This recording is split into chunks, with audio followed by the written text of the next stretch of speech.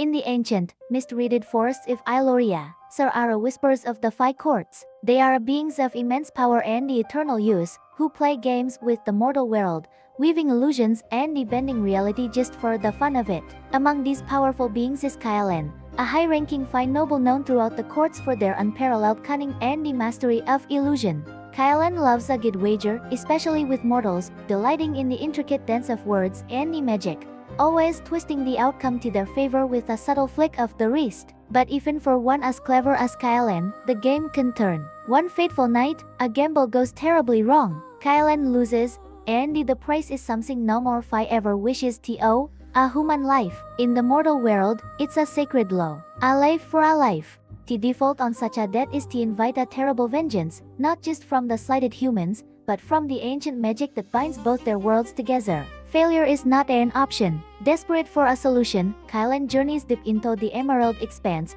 a primeval forest pulsating with old magic. Legends speak of a creature dwelling in its heart, a guardian of forgotten paths and the secrets, the Forest Hydra. This is no more ordinary beast. It's a magnificent, terrifying creature with many heads, and each one embodies a raw, powerful human emotion. There's a head for burning anger, another for icy fear. One weeps with eternal sorrow, while another booms with unrestrained joy. And finally, a head that whispers with the heavy burden of regret. The stories say the Hydra was once a human prince, cursed for his crippling indecision, and doomed to live an eternity as a fractured being, a living prison for his own warring emotions. A perfect target. Kaelen, ever the trickster, devises a plan. They will use their flawless illusions and the silver tongue to deceive the Hydra, to convince it to surrender one of its heads. Kaelen believes that with the right magic, a head severed from the beast could be transformed into a new human life, a perfect payment for the debt.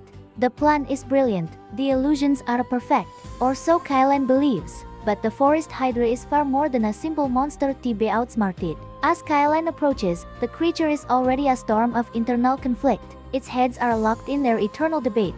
The head of anger roars, demanding they confront this intruder, to incinerate the arrogant Fae on the spot.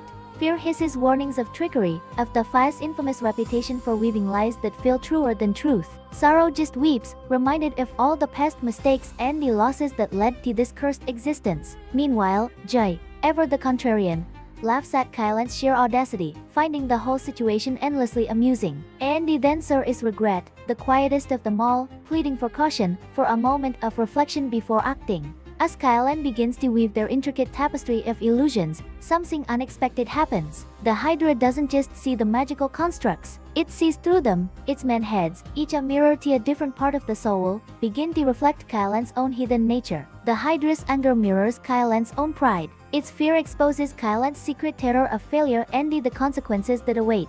Its sorrow highlights the profound emptiness and the loneliness of the Fae's eternally playful, yet shallow, existence. In this monstrous, fractured creature, Kaelen starts to see something startlingly familiar. The Hydra, with its constant internal struggle and its deep well of feeling, is more human than any Fae Kaelen has ever known.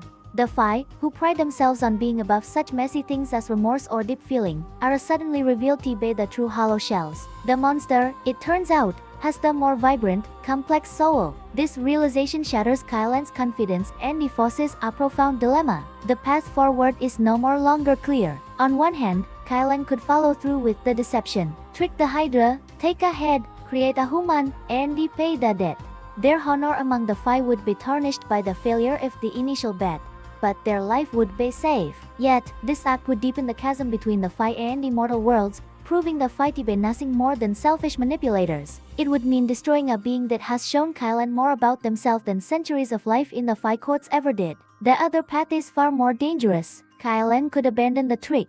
They could face the wrath of the human to whom the debt is owed, a wrath that could mean their own unmaking. But in doing so, they might gain something far more valuable than a clever victory: understanding, empathy, a chance at redemption. For the first time, Kaelen considers a path not of cunning, but of connection. Perhaps the solution isn't to take a head, but to negotiate. To speak to the Hydra not as a monster to be slain or a pawn to be used, but as a fellow being trapped by circumstance. Through a risky display of empathy, by revealing their own vulnerability, Kaelen might be able to forge an entirely new solution, one that respects both the sanctity of mortal life and the humanity lingering within the cursed prince.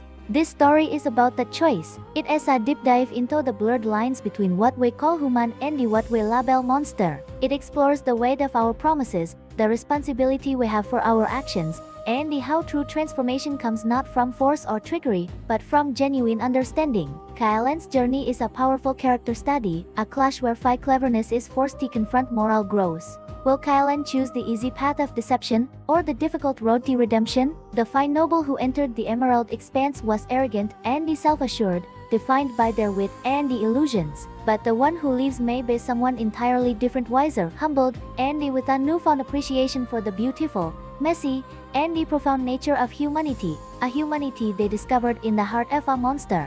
And the Hydra, perhaps, through this unexpected encounter, it too can begin a journey of its own, not of being fixed, but of learning to reconcile its fractured self, to finally begin speaking not with many voices, but with one. The core of this tale is about empathy's power to overcome cunning, about how we define ourselves through our emotions, and our choices, and about the moral quandaries that lie at the heart of a world brimming with magic. Thank you for watching, and if you enjoyed this story breakdown, don't forget to like, subscribe, and follow for more dives into the heart of fantasy.